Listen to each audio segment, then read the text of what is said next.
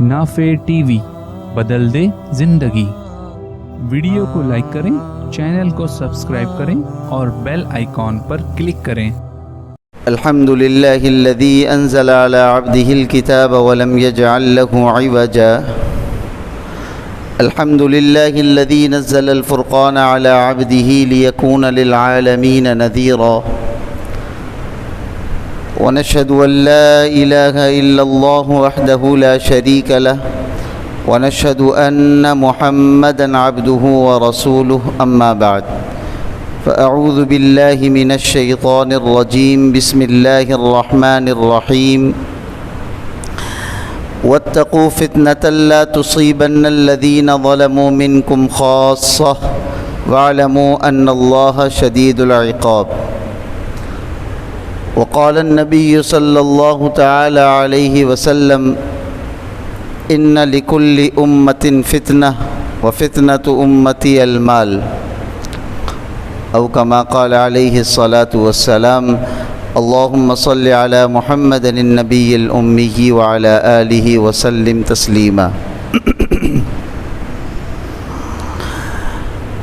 गुज़िश्ता जुमे बदगुमानी पर बात हुई थी कि आदमी किसी के लिए बदगुमानी न करे। कुरान ने इसको मना फरमाया है। अल्लाह ताला ने हुक्म दिया है कि इज्तनिबू कसीरम मिनज़्ज़न, बहुत ज़्यादा बदगुमानी से बचो, इज्तनाब करो। और हदीस में रसूलुल्लाह सल्लल्लाहु अलैहि वसल्लम ने इरशाद फरमाया कि जो मुसलमान किसी मुसलमान की पर्दा पोशी करता है, अल्लाह ताला उसकी पर्दा पोशी फरमाते हैं। और माशरे का सुकून और माशरे के अंदर जो एक यानी कि जिसे कह लें इत्मीनान की जो कैफियत है, आपस की जो मोहब्बतें हैं, आपस की जो उल्फतें हैं, वो अल्लाह ताला की सिफ़त सत्तारी पर उसका इन्हिसार है कि अल्लाह ताला ने एक दूसरे के अयूब पर पर्दा डाला हुआ है। गुनाह हम करते हैं, बाज़ गुनाह ऐसे होते हैं जो हम अपनी तन्हाइयों में करते हैं, जिसका हमारे सिवा और कोई नहीं उसका इल्म रखता, तो वो गुनाह अल्लाह बहरहाल जानते हैं। अल्लाह हर चीज़ का इल्म रखने वाले हैं। यालमु सिर्र व अख़फ़ा सवाउम मिनकुम मन असर्रल क़ौल व मन जहर बि। आहिस्ता से अगर किसी को बुरा भला कहेंगे, अल्लाह वो भी सुनने वाले हैं। ज़ोर से किसी को कुछ बुरा भला कहेंगे, अल्लाह वो भी सुनने वाले और जानने वाले हैं। अल्लाह के लिए हर चीज़ बराबर है, सिर अख़फ़ा दोनों बराबर है। तो अल्लाह ताला की सिफ़त सत्तारी पर हमने चलना है कि जिस तरह अल्लाह ताला हमारे गुनाहों पर पर्दा डाले हुए हैं, एक दूसरे पर जो है वो हम मुत्तले नहीं हो पाते, बिल्कुल हमने भी इसी तरीक़े से दूसरे मुसलमान की पर्दा पोशी करनी। उसके कमज़ोरियों से खेलना नहीं है, उसके गुनाहों को पर मुत्तले होकर उसको ब्लैकमेल नहीं करना है, ज़माने में उसको वायरल नहीं करना है, उसको उस पर पर्दा पोशी करते हुए और उस पर सत्तारी का मामला करते हुए उससे किनारा कशी इख्तियार कर रही हैं। हम ऐसा करेंगे, अल्लाह ताला क़यामत के दिन जहाँ सारी मखलूक़ात होंगी वहाँ पर हमें अल्लाह ताला पर्दे में हमारे अयूब को रखेंगे, पर्दा पोशी फरमाएंगे। और अगर हम ऐसा नहीं करेंगे, किसी की पर्दा दरी करेंगे, तो अल्लाह ताला हमें घर बैठे रुस्वा कर देंगे दुनिया के अंदर ही, और आखिरत में क़यामत की जो बड़ी बड़ी रुस्वाइयाँ वो हमारे मुक़द्दर में लिख दी जाएंगी। तो इससे बचना ज़रूरी है। पिछले जुमे का ये टॉपिक था। इस जुमे जो कुरान पाक की मैंने आयत आप हज़रात के सामने पढ़ी है कि वत्तक़ू फ़ितनतन ला तुसीबन्नल्लज़ीन ज़लमू मिनकुम ख़ास्सा, कि बचो फितनों से, कि इसका वबाल सिर्फ़ ज़ालिमों पर नहीं आएगा, ठीक है, और अल्लाह ताला सख्त अज़ाब देने वाला है। ये कुरान इस आयत का तर्जुमा है। आज का टॉपिक इंतहाई अहम है, اس کو دل کے کانوں سے بھی ہم نے سننا ہے. جسم کے کانوں سے تو سنتے ہی ہیں، لیکن بس وہ ایک کان سے سنا اور دوسرے کان سے نکال دیا، وہ بات نہیں. ہمارے اوپر ابھی اس وقت ایک بہت بڑی ذمہ داری آئی ہوئی ہے من حیث القوم. اگر ہم پاکستانی ہیں اور اگر ہم مسلمان ہیں، اپنے آپ کو ایمان والا کہتے ہیں، تو ہمارے اوپر اس وقت جو پاکستان کا سب سے بڑا مسئلہ ٹرانسجینڈر ایکٹ کا ہے، جو قانون پاس ہو کر بل پاس ہو چکا ہوا ہے، تو من حیث القوم پاکستانی اور اس سے پہلے ہم مسلمان ہیں، ہم ایمان والے ہیں، اللہ کو ہم نے جواب دینا ہے. یہ صرف علماء کا کام نہیں ہے. بعض لوگ اس میں صرف علماء کی ٹانگیں کھینچ رہے ہیں کہ بھئی یہ مولوی کہاں گئے، یہ علماء کیوں نہیں بول رہے.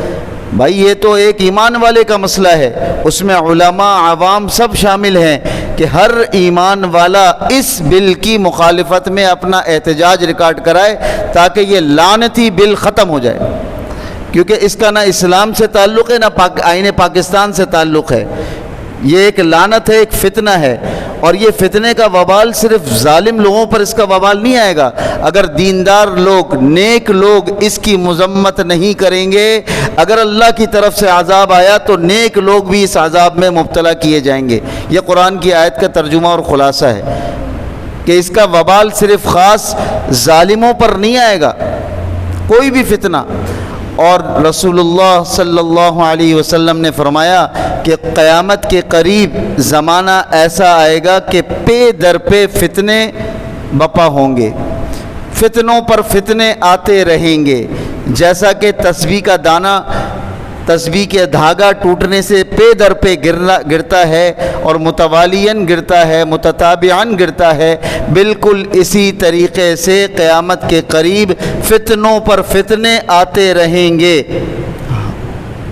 اور ایمان والوں کے ایمان کو متزلزل کرتے رہیں گے. ایک اور جگہ مثال دی کقطع من اللیل مظلما، کہ فتنے ایسے آئیں گے جیسا کہ مغرب کے بعد سے لے کر اندھیری میں اور تاریکی میں اضافہ ہوتا رہتا ہے، ڈارکنیس بڑھتی رہتی ہے. اسی طریقے سے فتنے اس طرح آ کر گمراہیوں میں اضافہ کرتے چلے جائیں گے. ایمان والوں نے کیا کرنا ہے، ذمہ داری کیا ہے؟ ان فتنوں کا مقابلہ. جب صحابہ نے جب یہ آپ بات کر رہے تھے اور یہ بات آپ نے جب ارشاد فرمائی کہ پے در پہ فتنے آئیں گے، تو صحابہ نے فوراً حل کا بھی پوچھا کہ یا رسول اللہ حل بتلائیے کہ ان فتنوں سے ہم کیسے بچ سکیں گے. آپ نے ایک واحد حل بتایا، فیہ کتاب اللہ، کہ تمہارے درمیان جو اللہ کی کتاب ہے اس کو مضبوطی سے تھامے رکھنا، سارے فتنوں کا قلع کما کر دو. آج ہماری سب سے بڑی جو مصیبت ہے، سب سے بڑی جو پریشانی یا المیہ کہہ لیں کہ یہ امت قرآن سے اپنا تعلق توڑ کے بیٹھی ہوئی ہے. اسی لیے جو فتنے آتے ہیں اس کا مقابلہ کرنے کے لیے ہم تیار نہیں ہیں. ہماری مینٹلٹی وہ اس نہج پر نہیں ہے، ہماری سوچ میں وہ بات آتی نہیں ہے کہ یہ بھی کوئی فتنہ ہے. رسول اللہ صلی اللہ علیہ وسلم نے بہت ساری چیزوں کو، مال کو جیسے فتنہ کہا کہ ہر امت کے لیے کوئی نہ کوئی چیز فتنے کی ہوتی ہے. میری امت میں مال فتنہ ہے، ٹھیک ہے. عورت کے لیے بھی کہا فتنہ ہے.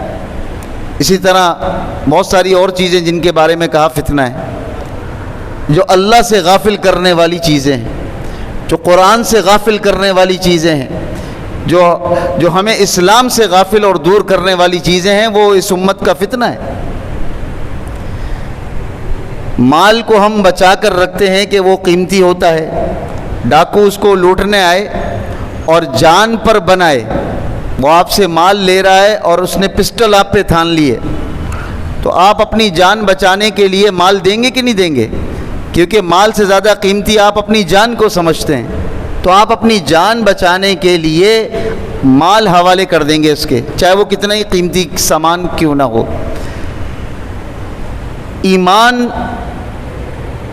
ایمان اتنی بڑی دولت ہے کہ جس کو بچانے کے لیے اگر آدمی کی جان پر بنائے، عزت اور ناموس کا مسئلہ آ جائے تو آدمی اپنی جان بھی دے دیتا ہے. تو ایمان مال اور جان سے زیادہ قیمتی چیز ہے. ایمان مال اور جان سے زیادہ قیمتی چیز ہے، اور اس پر پے در پہ فتنوں کے ذریعے سے حملے ہوتے رہتے ہیں، لیکن ہم ان حملہ کرنے والوں کو نہ ڈاکو کہتے ہیں، نہ ان کے خلاف ہم پر سر بیکار ہیں، نہ کوئی ہماری تیاری ہے۔ تو قرآن پاک کی یہ آیت جھنجھوڑ رہی ہے کہ ڈرو فتنوں سے، یہ صرف اس کا وبال ظالم لوگوں کو نہیں آئے گا، اللہ کا عذاب اگر اس فتنے کی وجہ سے آیا تو دیندار طبقہ بھی اس میں شامل ہوگا، ان پر بھی اس کا وبال آئے گا۔ تو ہماری اس وقت کی جو سب سے بڑی ذمہ داری یہ بنتی ہے، من حیث القوم بھی اور من حیث یعنی کہ ہم جو مسلمان ہیں، مسلم ہیں، اس اعتبار سے بھی ہماری ذمہ داری بنتی ہے کہ ہم اس قانون کی پرزور مذمت کریں۔ اس وقت کا جو سب سے بڑا فتنہ اس وقت ٹرانسجینڈر کے نام سے ایک قانون جو یورپ میں بہت پہلے پاس ہو چکا ہے، اب اس کی جو ہے نا وہ پاکستان کے اندر آئین میں اور یعنی کہ اسمبلی کے اندر اس کی ترتیب بنائی جا رہی ہے اور اس کو پاس کیا گیا۔ یہ ہے کیا چیز؟ یہ ہے کیا چیز؟ یہ فتنہ کیا ہے؟ بعض تو اس نام سے واقف ہی نہیں ہے یہ کیا چیز ہے اور اس میں کیا ہو رہا ہے، یہ کیوں کیا جا رہا ہے۔ ٹرانسجینڈر یہ انگلش کا لفظ ہے، کیونکہ ہماری قومی زبان اردو ہے، اسلامی زبان عربی ہے، اور یہ جو قانون بنایا گیا انگلش میں، اس لیے بہت سارے لوگوں کو اس بات کی سمجھ نہیں آ رہی ہے کیا ہو کیا رہا ہے، یہ کیا چیز ہے۔ تو ٹرانس کہتے ہیں کہ تبدیلی کو، ٹرانسپورٹ، ٹرانسلیشن، ٹرانزیکشن، کہ ایک جگہ سے دوسری جگہ تبدیل کرنا یا تبدیل ہونا، تبدیلی کو کہتے ہیں۔ جینڈر کہتے ہیں صنف کو، آپ کی جو جنس ہے، تو اس کا اگر ملا کر ترجمہ کیا جائے ٹرانسجینڈر کا کہ اپنی جنس کی تبدیلی، اس کا ایک ایکٹ بنایا گیا ہے، اس کا ایک ایکٹ بنایا گیا ہے۔ بظاہر تو یہ لفظ بالکل صاف ستھرا سادہ سا ہے، ٹرانسجینڈر ایکٹ، کیا مطلب کہ آپ اپنی جنس کی تبدیلی کروانا چاہتے ہیں تو کروا سکتے ہیں، ٹھیک ہے، لیکن اس کے پیچھے جو ان کے عزائم ہیں، جو ان کے منصوبے ہیں، اس ایکٹ کو بنانے والوں کے، اس قانون کو بنانے والوں کے، وہ انتہائی خطرناک ہیں، انتہائی مذموم ہیں، جس کی جتنی مذمت کی جائے وہ کم ہے۔ کیا مطلب؟ ایک آدمی کو اللہ نے مرد بنایا ہے، وہ اس قانون کا سہارا لے کر کہ یہ قانون بن چکا ہے کہ میں اپنے اندر عورتوں والی فیلنگ محسوس کرتا ہوں تو میں جا کر نادرا میں اپنی آئیڈینٹی تبدیل کرا سکتا ہوں کہ بھائی میں عورتوں والی اپنے اندر فیلنگ پیدا کر رہا ہوں اور مجھے ایسی فیلنگ آ رہی ہیں، تو لہذا مجھے عورت کا کھانا جو ہے نا وہ لکھا جائے اور مجھے عورت، میں عورت ہوں۔ اور بالکل اسی طریقے سے ایک عورت جا کر نادرا میں لکھوا لے کہ میرے اندر مردوں والی فیلنگ آ رہی ہیں، تو لہذا یہ قانون بنا ہوا ہے پاکستان میں، اس بنیاد پر آپ میرا جو مردوں والا کھانا ہے اس میں آپ میرا مرد لکھ دیں کہ ایک عورت وہ مرد بن سکتی ہے، ایک مرد عورت بن سکتا ہے۔ یہ قانون اصل میں یہ لایا کیوں گیا؟ کس کے حقوق کی بات ہو رہی تھی؟ یہ قانون بنا ہے کسی کے حق میں بنا ہے نا، کسی کے حقوق کی بات ہو رہی تھی۔ یہ جو قدرتی طور پر جو ناقص کوئی پیدا ہوتا ہے، نہ وہ مرد ہوتا ہے نہ وہ عورت ہوتا ہے، جسے ہم عربی میں خنثی کہتے ہیں، اردو میں اس کو ہجڑا کہتے ہیں یا کھدڑا کہتے ہیں یا خسرا کہتے ہیں، بہت سارے نام ہیں۔ عربی میں کیا کہتے ہیں؟ خنثی کہتے ہیں، خنثی مشکل، نہ وہ مرد ہوتا ہے نہ وہ عورت۔ اردو میں کھدڑا کہتے ہیں، ہجڑا کہتے ہیں، خسرا کہتے ہیں، اور انگلش میں انٹرسیکس کہتے ہیں کہ دونوں چیزیں یا ناقص پیدا ہوتا ہے۔ یہ قانون ان کے حقوق کے لیے بنایا جا رہا تھا کہ اگر وہ ہجڑا اپنے اندر مردانہ صفات زیادہ محسوس کرتا ہے تو وہ اپنے جا کے خانے میں مرد لکھوا لے، اگر وہ اپنے اندر زنانہ اور عورتوں والی صفت زیادہ محسوس کرتا ہے، اس کی جو حیت ہے وہ عورتوں والی زیادہ ہے، مردانگی اس میں کم ہے، وہ جا کر اپنا خانے میں عورت لکھوا لے۔ لیکن یہاں ان کے حق کی بات ہی نہیں ہو رہی، ان کو کوئی پوچھ ہی نہیں رہا ہے، یہاں المیہ یہ ہے کہ ان کے لیے کوئی اس کے لیے آواز نہیں اٹھا رہا ہے کہ یہ قانون تو ان کے لیے بن رہا تھا، تو یہ اتنا شور کیوں ہے؟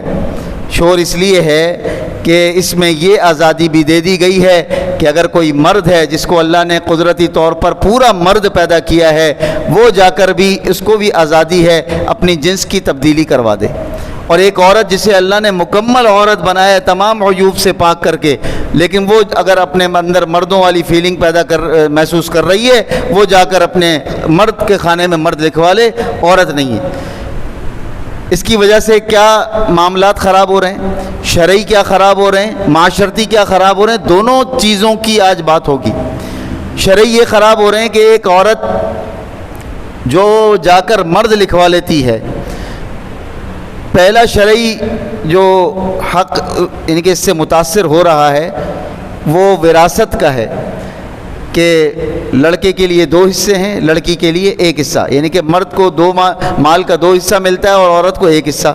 اب ایک عورت جا کر مرد لکھوا لیتی ہے تو پھر وہ کہے گی کہ مجھے پورے 2 حصے دیے جائیں،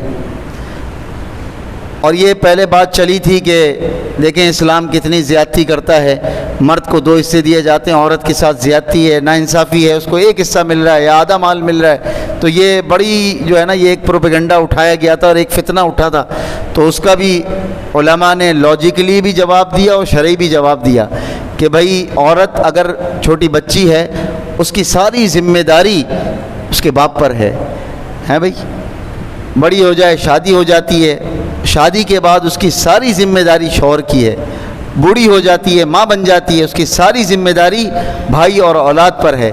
اس کو تو کوئی کمانے کے لیے اسلام نے کہا ہی نہیں ہے، اس نے تو گھر بیٹھ کے ملکہ کی طرح کھانا ہے، لیکن مغرب نے یہ ایک گندا ایک جو ہے وہ پروپیگنڈا دماغوں میں ڈالا کہ تمہیں جو ہے وہ 4 دیواری کے اندر قید کر دیا گیا، تمہیں تو قیدی والی زندگی گزارنا پڑ رہی ہے، آزادی تو باہر گھومنے کا نام ہے، عیاشی کرنے کا نام ہے، بے پردگی کا نام ہے، اور وہ نام دے کر حقوق نسواں کے نام سے، آزادی حقوق نسواں کے نام سے بل پاس کروایا گیا، اور پھر وہ اس کے بعد پھر کیا ہوا وہ آپ سب نے دیکھا کہ معاشرے کے اندر کتنا بگاڑ آیا کہ خواتین 9 مارچ کو اپنی شلواریں اپنے کپڑے لٹکا کر کہہ رہی ہیں کہ ہمیں یہ آزادی چاہیے۔ پھر یہ دن بھی ہم نے دیکھا نا کہ نہیں دیکھا کہ میں لو ایسے بیٹھ گئی، میں یہ دیکھو میں اب تمہارے موزے نہیں ڈھونڈتی، اپنا کھانا خود گرم کر لو، بستر اپنا خود گرم کر لو۔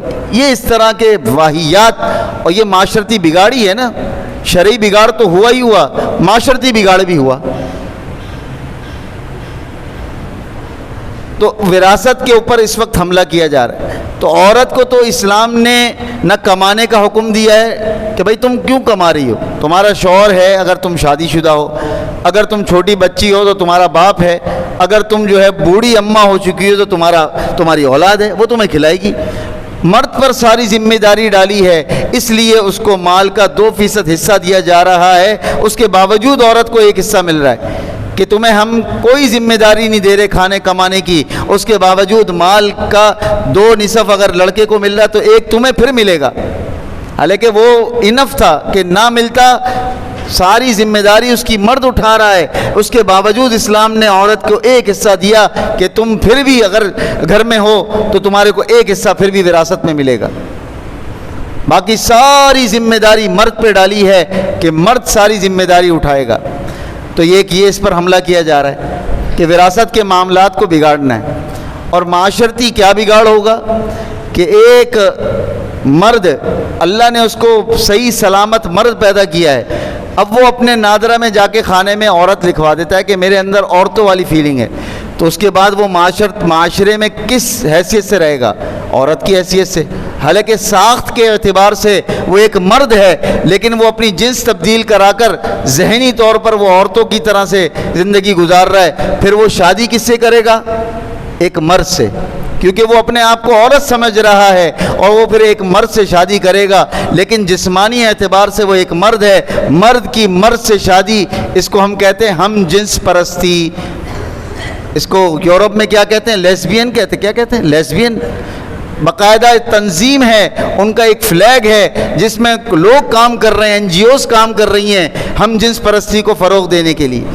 اس کے لیے پاکستان میں ان لعنتی لوگوں نے جنہوں نے اس بل کو پاس کیا ہے، لعنت ہو ان پر، چاہے کسی کی بھی حکومت ہو، جنہوں نے یہ بل پاس کیا ہے، جنہوں نے یہ بل پیش کیا ہے. کس زمانے میں یہ پیش ہوا؟ 18 میں پیش ہوا، 17 میں بنا، پھر یہ پینڈنگ میں رہا، امپلیمنٹ ابھی ہوا پاس ہو کر. جن لوگوں نے اس میں حصہ ملایا ہے کسی بھی طور پر، قرآن حدیث کی سری نافرمانی کی ہے، تو لعنت کے مستحق ہوں گے کہ نہیں؟ اور دیندار لوگوں کا، مذہبی لوگوں کا، اور جو اسلام سے محبت کرنے والے، قرآن سے محبت کرنے والے، ان کی ذمہ داری ہے اگر وہ اس پر بائیکاٹ نہیں کرتے تو اگر اس پر اللہ کا عذاب آیا تو یہ دیندار لوگوں پر بھی آئے گا. واتقوا فتنة لا تصيبن الذين ظلموا منكم خاصة. یہ صرف ظالم لوگوں پر نہیں آئے گا. اگر فتنے سے بچے نہیں اور اس کا قلع کما نہیں کیا اور اس کی مخالفت نہیں کی تو یہ نہیں سمجھنا کہ ہم مسجد کی پہلی صف کے نمازی ہیں، میں مسجد کا امام ہوں، ممبر پہ بیٹھا ہوں، مجھ پر بھی عذاب آئے گا اللہ کا، نمازی پر بھی عذاب آئے گا اللہ کا، تبلیغی پر بھی عذاب آئے گا اللہ کا، خانقاہ میں جانے والے پر بھی عذاب آئے گا اللہ کا کہ اس نے اس بل کی مخالفت کیوں نہ کی. من حیث القوم پاکستانی ہماری ذمہ داری ہے، پچھلے 2 جمعوں پر بھی اس پر بات ہوئی، سخت مخالفت کریں کہ بل پاس کیسے ہوا. کیا یہ لوگ مسلمان نہیں ہیں؟ ان کو اللہ کے سامنے کل کھڑا نہیں ہونا؟ ایسا جنگل راج چل رہا ہے کوئی؟ سخت مخالفت کرنی ہے اس کی تاکہ یہ بل ختم ہو کہ ایک مرد سے شادی کر سکتا ہے. تو یہ اس جو ایسا کرنے والی جو قوم تھی کہ مرد سے اگر اپنی جنسی خواہشات پوری کرے گا اسے ہم کیا کہتے ہیں؟ قوم لوط علیہ السلام کی جو قوم تھی ان کے اندر یہ گناہ پایا جاتا تھا. اللہ نے ان کے ساتھ کیسا معاملہ کیا؟ فَجَعَلْنَا عَالِيَهَا سَافِلَهَا وَأَمْطَرْنَا عَلَيْهِمْ حِجَارَةً مِّن سِجِّيلٍ مَّنضُودٍ. کہ اللہ نے ان کو زمین سے اٹھایا آسمان تک اور آسمان سے واپس پلٹ دیا اور پھر ان پر پتھروں کی بارش ہوئی، آگ کی بارش ہوئی، ایسا سخت عذاب دیا. اور آج بھی شریعت اگر موجود ہے اور شریعت کے اندر کوئی قانون ہے ایسے گناہ کا، وہ یہی ہے کہ اگر کوئی اس طرح ہم جنس پرستی میں پایا جائے اس کو اتنے پتھر مارو، پتھر مار کے اس کو سنسار کر کے مار دو. یہ قانون ہے اسلامی. اور یہ بیٹھ کے ایوان کے اندر، اسمبلی کے اندر جو ایک مقدس، جسے آپ اسمبلی ہال کو ایک مقدس جگہ آپ کہہ سکتے ہیں کہ جہاں رعایا کی سہولت کے لیے، عوام کے لیے قانون بنتے ہیں، قانون ساز ادارہ جس میں یہ قانون پاس ہو رہا ہے جو انتہائی سنگین، انتہائی اللہ کی نافرمانی کو دعوت دینے والا کہ آپ ہم جنس پرستی میں لگ جائیں، یہ قانون باقاعدہ پاکستان میں پاس ہو رہا ہے، اسلامی جمہوریہ پاکستان میں. اس کی سخت مخالفت کریں. اب ایک عورت ہے وہ کہہ رہی ہے کہ میرے اندر مردانہ صفات ہیں، میں مردوں والی فیلنگ میرے اندر آتی ہیں، اپنی جنس وہ جا کے تبدیل کرا دیتی ہے، لیکن ساخت کے اعتبار سے وہ ایک عورت ہے، جسمانی جو اس کی حیت ہے وہ ایک عورتوں والی ہے. اب وہ یہ کیا کہے گی معاشرے کے اندر کہ بھئی میری شادی، میں ایک چونکہ مرد ہوں، عورت سے کرائی جائے. کس سے کرائی جائے؟ عورت سے کرائی جائے. اور پھر وہ ایک عورت سے شادی کر اپنی جنسی تسکین کو پورا کرتی ہے. وہ پھر وہی بات آ گئی ہم جنس پرستی کی. تو اس کی اسلام بالکل اجازت نہیں دیتا، اس کی اسلام بالکل اجازت نہیں دیتا کہ ایک مرد سے شادی کرے، ایک عورت سے شادی کرے. انتہائی کبیرہ گناہ ہے، انتہائی کبیرہ گناہ. وَاعْلَمُوا أَنَّ اللَّهَ شَدِيدُ الْعِقَابِ. اللہ کا عذاب بڑا سخت ہے، ڈرو اللہ کے عذاب سے. اپنے گناہوں پر معافی مانگو. ابھی یہ سیلاب میں ہم لوگ کتنے متاثر ہوئے، پورا آدھا سے زیادہ پاکستان ڈوب چکا ہوا ہے اور ہم ایسے قانون پاس کر رہے ہیں جو اللہ کے عذاب کو مزید دعوت دینے والے ہیں. عجیب معاملہ چل رہا ہے. تو ہم نے اللہ کے عذاب کو دعوت نہیں دینی ہے، بلکہ ہم نے ایسے کام کر رہے ہیں جس سے اللہ کی طرف سے رحمتیں اتریں. ابھی ہم تو متاثر ہیں، گھر ڈوب چکے ہیں، گھر بہہ گئے ہیں. لوگ جو ہے وہ چارپائیاں ڈال کر اور اپنے اوپر یعنی کہ چادریں باندھ کر اپنے دھوپ سے اور چیزوں سے جو ہے نا بچ رہے ہیں. کھانے کے لیے نہیں ہے، مچھر کاٹ کر ان کے جسموں کو خراب کر چکے ہیں. پانی زہریلا بن چکا ہوا ہے اور ہم کام کیسے کر رہے ہیں؟ اس وقت تو ہم نے ان کی مدد کرنی ہے، ان کے لیے آواز اٹھانی ہے. اس قانون کی کس کو ضرورت ہے؟ کون مرا چلا جا رہا ہے کہ میں مرد ہوں تو مجھے عورت بنایا جائے؟ کون ایسا ہے؟ اس کو سنسار کرو بھائی، اس کو جیل میں ڈالو، جائے کہ اس کے لیے تم قانون بنا رہے ہو.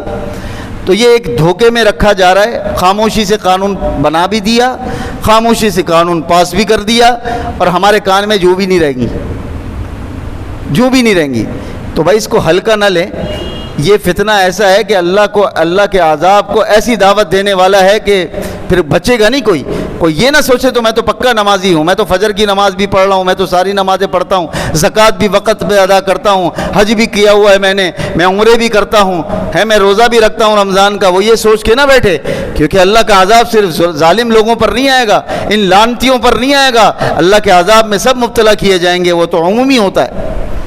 یہ تو نبی علیہ الصلاۃ والسلام کی دعائیں ہیں. ہماری شکلیں بدلتی نہیں ہیں, ہمارے اوپر ایک اجتماعی عذاب نہیں آتا. یہ تو رسول اللہ صلی اللہ علیہ وسلم نے دعائیں مانگی ہوئی ہیں اپنی امت کے لیے. صحابہ کرام پوچھا کرتے کہ یا رسول اللہ فتنے در پہ آئیں گے, ان سے بچنے کی صورت کیا ہے؟ نبی کریم صلی اللہ علیہ وسلم نے فرمایا کتاب اللہ, اللہ کی کتاب ہے. اللہ کی کتاب کو مضبوطی سے تھامے رکھو گے تو تمام فتنوں سے مقابلے کے لیے تم تیار رہو گے. آج ہم کیوں بہہ جاتے ہیں فتنوں میں, پروپیگنڈوں میں؟ جو یورپ سے نعرہ آتا ہے ہم اس پر 100% صادق آ رہے ہوتے ہیں. 100% جو بھی وہ ہمیں کلچر بتاتے ہیں ہم اس میں لگ جاتے ہیں, جو بھی وہ ہمیں تہذیب دیتے ہیں اس کو اپنانے میں لگ جاتے ہیں, جو بھی وہ ہمیں اپنا طور طریقہ رویہ بتاتے ہیں ہم اس میں لگ جاتے ہیں. یہ قانون بھی تو وہیں سے آیا ہے نا. سب سے پہلے یہ قانون یورپ کے علاقے کینیڈا میں اپلائی ہوا, وہاں یہ پاس ہوا, اس کے بعد پورے یورپ میں پھیلا, آج پاکستان میں آیا. یعنی کہ یہ نوبت آ گئی ہے کہ ہماری اسمبلی اس کو پاس کر رہی ہے.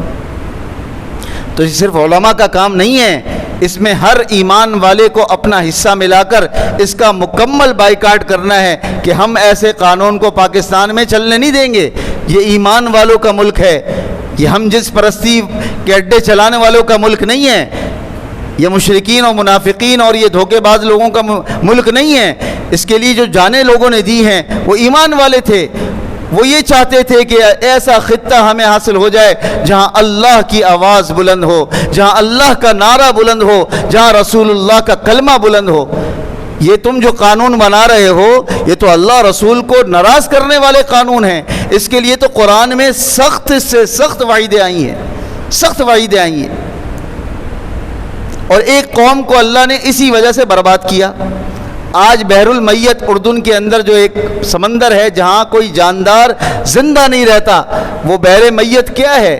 یہ وہی بستی تھی قوم لوط کی جسے اللہ نے عذاب میں مبتلا کیا.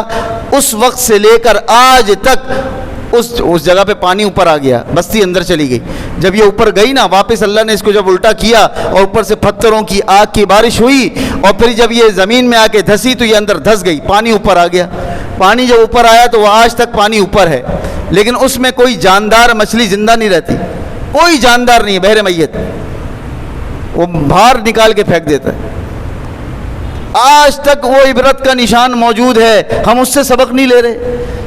مجھے تو سمجھ یہ نہیں آتی کہ ایوان میں بیٹھے ہوئے لوگ کوئی کمیونسٹ ہیں یار. یہ کہاں سے آئے ہیں؟ یہ یورپ سے آئے ہیں. یہ کون لوگ ہیں؟ ان کو بالکل اسلام سے اور دین سے اور اللہ رسول کا کوئی ان کو لحاظ نہیں ہے. تو بھائی ان کو نہیں ہے, ہمیں تو ہے. آپ کو ہے کہ نہیں ہے؟ بولو بھائی ہے کہ نہیں ہے؟ اس قانون کی مخالفت کریں گے کہ نہیں کریں گے؟ انشاءاللہ جو پیج استعمال کرتا ہے, بہت سارے لوگ فیس بک استعمال کرتے ہیں, ٹویٹر استعمال کرتے ہیں, انسٹاگرام استعمال کرتے ہیں, یہ بھی ایک فتنہ ہی ہے. لیکن اس کو صحیح مقصد کے لیے اگر ہم نے استعمال کیا تو یہ دین کی خدمت بھی ہوگی. کیا آپ نے میڈیا کو جو آج کے حالات کی ضرورت ہے اس کو آپ صحیح مقصد کے لیے استعمال کر رہے ہیں؟ تو اپنے جو بھی آپ کے پیج ہیں, جو بھی آپ کے یعنی کہ جسے آپ کہہ لیں کہ کوئی راستہ ہے, اس راستے سے آپ نے اس قانون کی مذمت کرنی ہے, احتجاج ریکارڈ کرانا ہے. ہاں, ورنہ ایسا نہ ہو کہ اس قانون کے بعد, اور ظاہر سی بات ہے جب قانون بن جاتا ہے تو پھر آدمی کھلے دل سے وہ کام کرتا ہے نا. کبھی قانون بنا ہوا ہے, تم کون ہوتے ہو بولنے والے؟ پھر نادرا میں لین لگی ہوگی, پھر سارے ٹک ٹاکر پہنچے ہوں گے سب سے پہلے تو, کیونکہ آدمی ٹک ٹاکر بنتا ہے اس کے اندر نسوانیت آ جاتی ہے. ٹک ٹاکر کا معاملہ کیا ہے؟ آپ اچھی خاصی اولادیں ہیں گھروں کی، اچھے خاصے پڑھے لکھے گھروں کی اولادیں ہیں، والدین انتہائی شریف، بچہ ٹک ٹاکر بنا ہوا ہے۔ اب وہ ٹک ٹاکر بنتا ہے تو سب سے پہلے وہ اپنے اندر نسوانیت کو پیدا کرتا ہے۔ جتنی اندر میں نسوانیت پیدا کروں گا، عورتوں والی خصلت پیدا کروں گا، تو میرے ٹک ٹاک زیادہ لوگ دیکھیں گے۔ مجھے ایک یعنی کہ تصویر آئی، ویڈیو تو نہیں کہیں گے، کہ پہلے KPK کی جتنے ہمارے یہاں پٹھان بیٹھے ہیں پشتو بولنے والے، وہ میری اس بات کو تنقید سے مت تولیے گا، یہ ایک عبرت کی بات ہے، عبرت کی بات ہے، اور اس سے سبق لینے کی ضرورت ہے۔ یہ میں تنقیداً نہیں بات کر رہا، یا کسی قوم کی میں تذلیل کرنے کے لیے بات نہیں کر رہا، ہم سب کے لیے اس میں نصیحت ہے۔ ان کا کلچر دکھایا جا رہا تھا، 2 تصویریں ہیں، آپ نے بھی دیکھی ہوں گی، وائرل ہو رہی ہیں، کہ ان کا پہلے کا کلچر کیا تھا کہ وہ مرد پٹھان تو بہادر، اور ان کی تو مثالیں دی جاتی تھی نا، یار پٹھانوں کی طرح سے ہونا چاہیے آدمی کو، بہادر ایسا جوان ہونا چاہیے۔ ایک تصویر وہ دی ہوئی ہے، نیچے دوسری تصویر دی ہوئی ہے کہ پٹھانی لڑکے ہیں اور لپسٹک لگائے ہوئے ہیں، فیشل کرایا ہوا ہے، بال لڑکیوں کی طرح بنائے ہوئے، اور عجیب عجیب حرکتیں کر رہے ہیں کہ یار یہ اس قوم کو کیا ہو گیا جو انتہائی بہادر قوم تھی، یہ بہادر قوم کو کہاں لا کر کھڑا کر دیا۔ تو جو ٹک ٹاکر ہیں وہ تو سب سے پہلے جا کے نادرا میں پہنچیں گے، بھائی میں مرد نہیں ہوں، میں آج سے عورت ہوں، میں عورت ہوں، میری شادی بھی ایک جو ہے نا مرد سے کرائی جائے، میں عورت ہوں۔ عجیب حال ہے۔ تو بھائی اس کی جو ہے نا گنجائش نہیں ہے، نہ اسلام میں، نہ دین میں، نہ ہم اس کی جو ہے نا اجازت دے سکتے ہیں کہ بھائی ہم تو مسلمان ہیں۔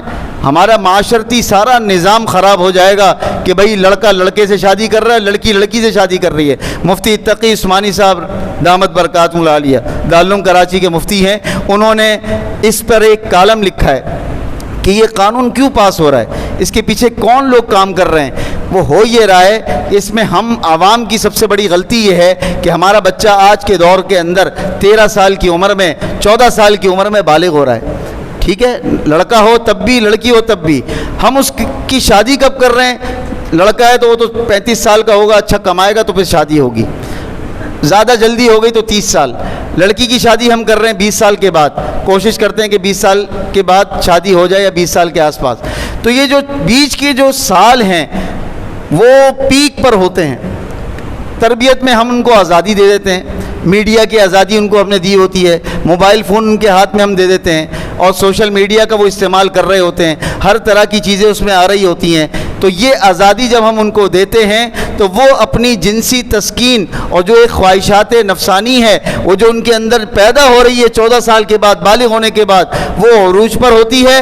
ہم ان کے رشتے جلدی نہیں کر رہے ہوتے، پھر وہ کسی طریقے سے اپنی عزت کو بچانے کے لیے، اگر لڑکی ہے تو وہ لڑکی سے جا کر جو ہے نا وہ اپنی جنسی تسکین پوری کرتی ہے، لڑکا ہے کیونکہ وہ لڑکی میں تو جا نہیں سکتا عزت کی وجہ سے، تو وہ لڑکوں میں رہ کر اپنی جنسی تسکین کو پورا کرتا ہے۔ تو اس بات کے پیش نظر جو پروپیگنڈے کرنے والے لوگ ہیں، جو فتنے پھیلانے والے لوگ ہیں، جو ایمان کے خلاف ہیں، اسلام کے خلاف ہیں، انہوں نے ایک قانون بنا دیا کہ اگر لڑکا چاہتا ہے کسی لڑکے سے منہ کالا کرنا تو وہ کر سکتا ہے، اگر لڑکی چاہتی ہے کسی لڑکی سے منہ کالا کرنا وہ کر سکتی ہے، اپنی جنس تبدیل کرا لے۔ اس کے لیے باقاعدہ انہوں نے ایک قانون ٹرانسجینڈر کا دیا اور وہ پاکستان میں اس کو ہم نے پاس کیا۔ تو اس کی جہاں تک ہو سکے مذمت کریں، ورنہ کہ اللہ کا عذاب آئے گا تو سب پر آئے گا۔ اس بات سے ڈرتے رہیں، اللہ نے قرآن میں ڈرایا ہے، فتنوں سے ڈرتے رہو، اس کا وبال صرف ظالم پر نہیں آئے گا، ہر ایک پر اس کا وبال آئے گا۔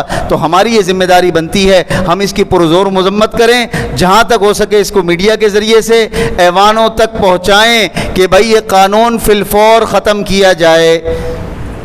اتنا تو ہم کر سکتے ہیں، باقی اللہ سے دعا مانگیں کہ اللہ ایسے لیڈروں کو، ایسے حکمران ہمارے اوپر لائے جو عمر رضی اللہ تعالیٰ عنہ والی صفات رکھتے ہوں اور جو اسلام کا نظام چاہتے ہوں، جو عدل کو قائم کرنے والے ہوں، جو فلاحی ریاست بنانے والے ہوں، اور ایسے لیڈروں سے اور ایسے حکمران سے جو اللہ رسول کی نافرمانی میں قوم کو لگانے والے ہوں۔ اللہ ہمیں ان ایسے حکمرانوں سے، ایسے لیڈروں سے نجات عطا فرمائے۔ اگر ان کو عبرت نہیں ہوتی، نصیحت نہیں ہوتی، یہ اپنی جو ہے وہ انا پر اڑے ہوئے ہیں اور اللہ رسول کے خلاف جانے پر اڑے ہوئے ہیں، اللہ ان کو نیست و نابود کرے اور اس دھرتی کو، اس پاکستان جو ارض پاک ہے، جو مقدس سرزمین ہے، اسلامی جمہوریہ پاکستان ہے، ایسی سرزمین کو ان ناپاک لوگوں سے پاک کرے۔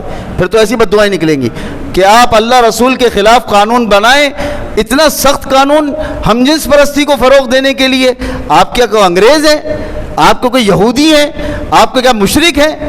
یہ کام تو وہ بھی اپنے وہاں جو ہے نا اس کو غلط سمجھتے ہیں کہ کوئی لڑکا لڑکے سے اور لڑکی لڑکے سے، لڑکی لڑکی سے کرے۔ قانون تو وہاں بنے ہوئے ہیں کہ ایک آزادی ہے، لیکن وہ اس کو برا سمجھتے ہیں۔ تم یہاں کس منہ سے قانون بنا رہے ہو مسلمان ہو کر؟ تم کیسے مسلمان ہو؟ تو ہم اس کی پرزور مذمت کرتے ہیں۔ عوام کا بھی یہ کام ہے، جو اسلام سے محبت رکھنے والا ہے، دین سے محبت رکھنے والا ہے، وہ اس قانون کی مذمت کرے۔ اللہ تعالیٰ دین کی صحیح سمجھ نصیب فرما دے۔ چند روزہ زندگی گزرے اسلام پر، خاتمہ ہو ایمان پر، نزا کا عالم جب طاری ہو، زبانوں پر جاری ہو لا الہ الا اللہ محمد الرسول اللہ صلی اللہ تعالی علی خیر خلقہ محمد وعلی آلہ وصحبہ اجمعین، آمین برحمتک یا ارحم الراحمین۔ نافع ٹی وی، بدل دے زندگی۔ ویڈیو کو لائک کریں، چینل کو سبسکرائب کریں اور بیل آئیکن پر کلک کریں۔